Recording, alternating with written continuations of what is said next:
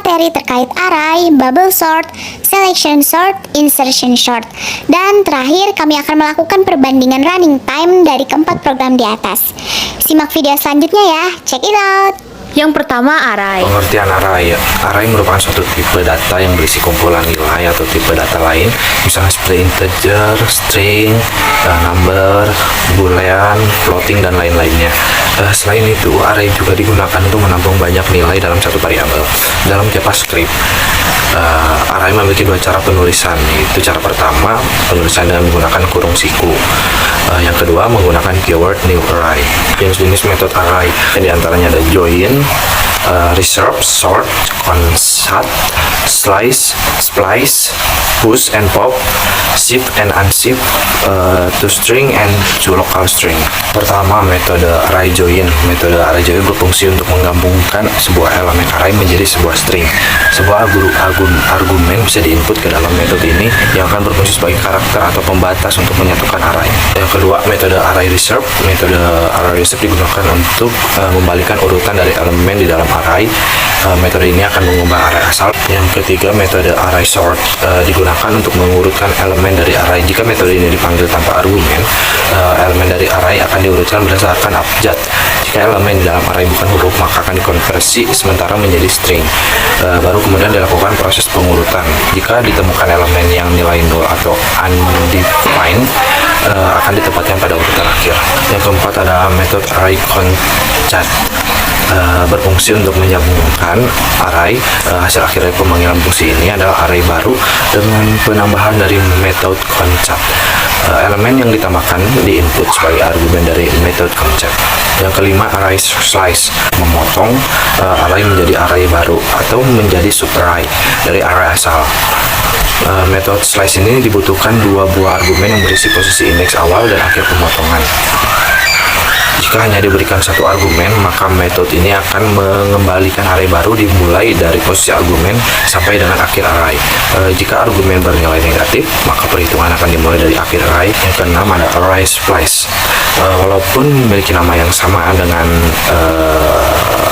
metode splice ini sepenuhnya berbeda. Metode splice adalah metode serba bisa yang bisa digunakan untuk memotong array, menambahkan elemen array, bahkan melakukan kedua sekaligus. Tidak seperti metode slice dan consat yang pemanggilan metodenya akan mengubah array asal. Yang ketujuh ada metode pop and shift. Metode pop digunakan ketika kita ingin menghapus array pada elemen terakhir, sedangkan shift digunakan ketika akan menghapus elemen array pada bagian pertama. Yang kedelapan ada metode push and unshift. Berikut ini adalah pembahasan mengenai metode push and shift. Yang pertama, push merupakan fungsi yang digunakan untuk memasukkan value ke sebuah array yang disimpan di paling akhir atau paling kanan, sedangkan unshift fungsinya digunakan untuk memasukkan value ke sebuah array tapi disimpan paling awal atau ujung kiri. Baik, selanjutnya ini ada contoh kode program dari array. Yang pertama, kita membuat string. String ini sebagai deklarasi dari array dan juga ada kurung situ. Lalu selanjutnya kita membuat nama dari string itu. Nama string itu adalah teman. Nah, selanjutnya sama dengan kurung awal, kita isi dengan data teman itu terdiri dari Denny, Dodi, Dewi, dan juga Desi. Lalu selanjutnya kita memasukkan for untuk memisahkan indeks ke berapa yang akan kita pilih. Jadi yang pertama kan ada for integer i sama dengan 0, i kurang dari teman, dot line, dan i plus plus. Nah, untuk menampilkan indeks tersebut kita menggunakan sistem print in. Indeks ke berapa ditambah i dan ditambah teman dalam kurung i itu berarti isi array tersebut. Ini merupakan hasil run dari kode program tersebut, yaitu yang pertama indeks kernelnya ada Denny seperti yang tadi kita buat datanya. Yang kedua ada Dodi, indeks yang ke-1-nya ada Dodi, indeks yang keduanya ada Dewi, dan indeks yang ketiganya ada Desi. Baik, saya rasa cukup itu saja. Kedua, bubble sort. Sorting adalah proses mengatur sekumpulan objek menurut aturan atau susunan tertentu. Lalu pada sorting terdapat dua komplemennya itu ascending dan descending. Yang pertama ada ascending, yaitu di mana urutan dari data kecil ke data lebih besar. Sedangkan descending adalah urutan dari data yang besar ke data yang lebih kecil. Lalu selanjutnya ada bubble sort. Bubble sort adalah proses pengurutan yang secara berangsur-angsur memindahkan data ke posisi yang tepat. Nah, di sini ada analogi mengenai bubble sort. Di sini diurutkan secara descending, jadi diurutkan dari yang lebih besar ke yang lebih kecil. Nah, ini kita ambil analogi dari tinggi badan beberapa anggota dari kelompok kami. Di sini ada Fahmi, ada Iqbal, ada Adit, ada Rinaldo. Kita mulai dari Fahmi dan Iqbal. Nah, di sini apakah Fahmi lebih tinggi dari Iqbal? Nah, ternyata iya. Jadi tidak dilakukan pertukaran posisi. Selanjutnya, Iqbal dengan Adit. Apakah Iqbal lebih tinggi dari Adit? Ternyata tidak. Maka dilakukan pertukaran posisi dengan menyimpan Iqbal di tampungan, lalu menggeser posisi Adit ke sebelah kiri, lalu pindahkan posisi Iqbal ke sebelah kanan, posisi Adit yang tadi. Jadi urutannya sekarang Fahmi, Adit, Iqbal, dan Rinaldo. Lalu kita lihat apakah Iqbal lebih tinggi dari Rinaldo? Ternyata tidak. Maka dilakukan pertukaran dengan cara menyimpan Iqbal ke tampungan, lalu menggeser posisi Rinaldo ke sebelah kiri, dan memindahkan posisi Iqbal yang di tampungan ke posisi Rinaldo yang tadi di kanan. Sekarang posisinya ada Fahmi, Adit, Rinaldo, dan juga Iqbal. Lalu proses dilakukan lagi ke awal. Apakah Fahmi lebih tinggi dari Adit? Iya, maka tidak dilakukan pertukaran posisi. Lalu, apakah Adit lebih tinggi dari Rinaldo? Ternyata tidak, gitu. Jadi, posisi Adit kita pindahkan ke tampungan. Lalu, Rinaldo kita geser posisinya ke sebelah kiri, dan Adit kita pindahkan ke posisi Rinaldo tadi. Jadi, sekarang posisinya ada Fahmi, Rinaldo, Adit, dan juga Iqbal. Lalu, kita lihat apakah Adit lebih tinggi dari Iqbal? Ternyata iya, maka tidak dilakukan pertukaran posisi. Selanjutnya proses akan kembali ke awal. Apakah Fahmi lebih tinggi dari Rinaldo? Ternyata tidak, maka dilakukan pertukaran posisi dengan memindahkan Fahmi ke tampungan,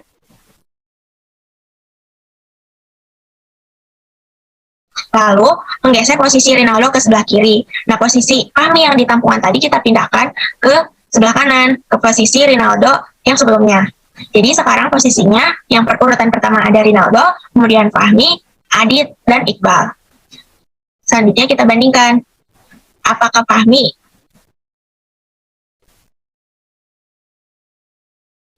lebih tinggi dari Adit? Ternyata iya, maka tidak dilakukan pertukaran posisi. Selanjutnya, apakah Adit lebih tinggi dari Iqbal? Ternyata iya, maka tidak dilakukan pertukaran posisi juga. Nah, maka proses akan keluar dan selesai. Jadi sekarang posisinya urutan pertama itu Rinaldo, kemudian Fahmi, Adit, dan yang terakhir itu Iqbal. Nah, itu tadi merupakan contoh analogi bubble sort secara descending, mengurutkan dari yang lebih besar ke yang lebih kecil.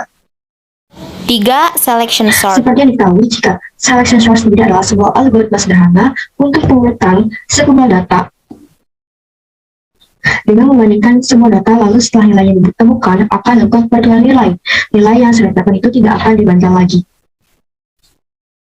Nah, untuk cara kerja selection sort sendiri adalah secara ascending ya. Nah, pada data indeks 0 dibandingkan dengan data sesudahnya untuk mencari elemen yang paling kecil. Selanjutnya, elemen terkecil tersebut ditukar dengan elemen pada indeks 0. Selanjutnya, data indeks 1 itu dibandingkan dengan data sesudahnya untuk mencari elemen yang paling kecil.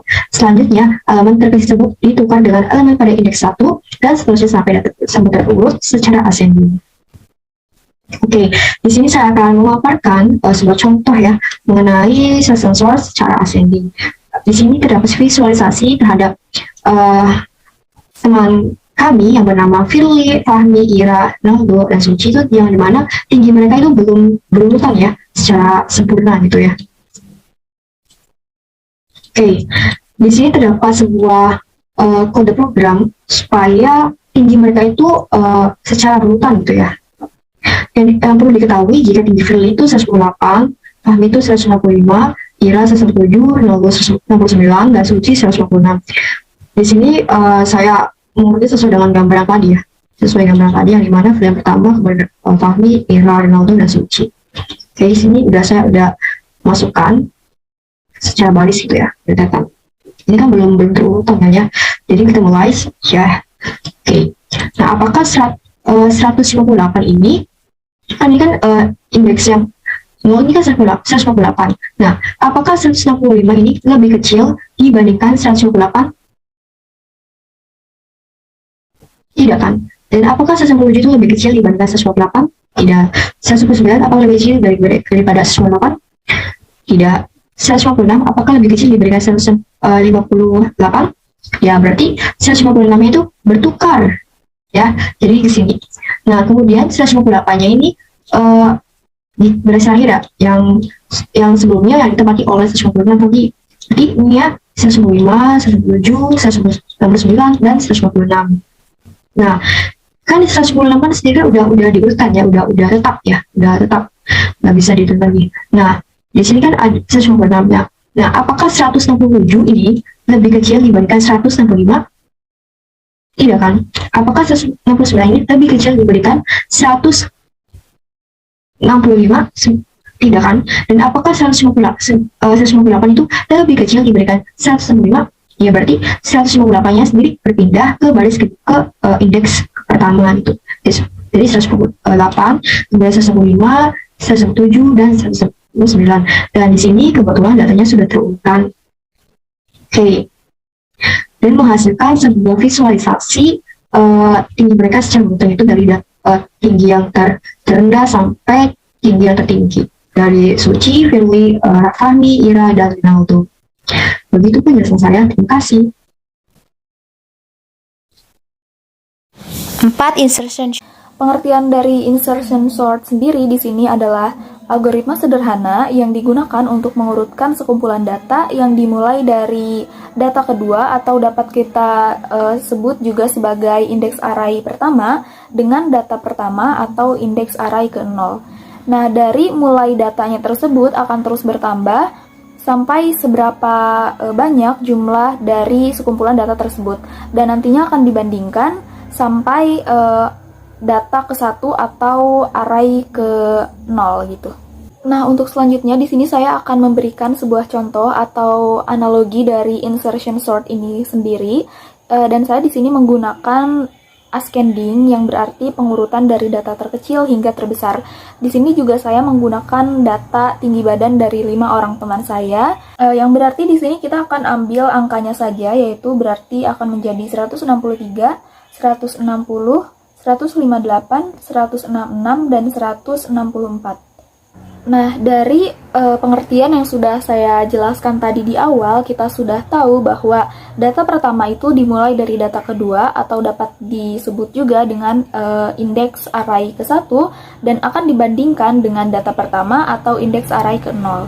Jadi pengkondisiannya adalah apakah data kedua lebih kecil daripada data pertama, yaitu berarti apakah 160 lebih kecil daripada 163? Jawabannya adalah ya. Jika ya, berarti di sini kita melakukan penukaran sehingga urutannya berubah menjadi yang di depan itu adalah 160 dan dilanjut 163 dan seterusnya. Nah, kemudian untuk pengkondisian selanjutnya seperti yang sudah saya jelaskan juga di atas, bahwa mulai darinya itu akan terus bertambah sampai berapa banyak jumlah sekumpulan data tersebut. Tadi kita sudah membandingkan antara data kedua dengan data pertama. Nah, sekarang kita bertambah menjadi kita akan membandingkan data ketiga dengan data kedua. Jadi, apakah data ketiga lebih kecil daripada data kedua? Yang berarti di sini adalah apakah 158 lebih kecil daripada 163? Dan jawabannya adalah ya. Jika ya, kita di sini akan melakukan penukaran kembali. Jadi 158-nya itu berada di data kedua. Selanjutnya bertambah lagi, apakah data keempat lebih kecil daripada data ketiga? Jawabannya tidak. Jika tidak, berarti di sini kita tidak melakukan penukaran apapun. Maka urutannya tidak akan berubah. Nah, untuk selanjutnya kita akan membandingkan antara data kelima dengan data keempat. Apakah data kelima lebih kecil daripada data keempat? Yang berarti apakah 164 lebih kecil daripada 166? Jawabannya adalah iya. Jika iya, maka dilakukan penukaran kembali. Menjadi 164 berada di data keempat dan 166 berada di data kelima. Nah, untuk selanjutnya ini belum selesai ya teman-teman. Jadi kita masih ada tahap lain lagi untuk insertion sort ini. Jadi untuk tahap selanjutnya adalah kita kembali membandingkan data kedua dan data pertama di atas. Menjadi apakah data kedua itu lebih kecil daripada data pertama? Jawabannya adalah iya, karena 158 itu lebih kecil daripada 160. Kemudian jika iya, maka urutannya juga akan berubah karena dilakukan penukaran. Nah, untuk selanjutnya teman-teman, karena data pertamanya ini sudah mentok atau sudah benar, jadi kita akan melakukan penukaran untuk data selanjutnya, yaitu data kelima dan keempat. Kemudian pengkondisiannya menjadi apakah data kelima lebih kecil daripada data keempat? Jawabannya tidak. Jika tidak, maka tidak dilakukan penukaran. Lalu selanjutnya, apakah data keempat lebih kecil daripada data ketiga? Jawabannya juga tidak, maka dari itu tidak dilakukan penukaran. Nah, selanjutnya, apakah data ketiga lebih kecil daripada data kedua? Jawabannya juga tidak, maka urutannya juga tidak berubah, karena tidak dilakukan penukaran. Untuk selanjutnya, apakah data kedua lebih kecil daripada data pertama? Jawabannya juga tidak, maka urutannya akan tetap seperti itu karena tidak dilakukan penukaran. Nah, sampai pada tahap ini, itu sudah selesai ya teman-teman. Jadi, kita sudah menyelesaikan semua pengkondisian dari insertion sort ini sendiri. Jadi, berikut merupakan urutan yang sudah diurutkan dengan menggunakan insertion sort ini. Dari data yang awalnya, 163, 160, 158, 166, dan 164, ketika sudah diurutkan menggunakan insertion sort, urutannya berubah menjadi 158, 160, 163, 164, dan 166. Perbandingan running time.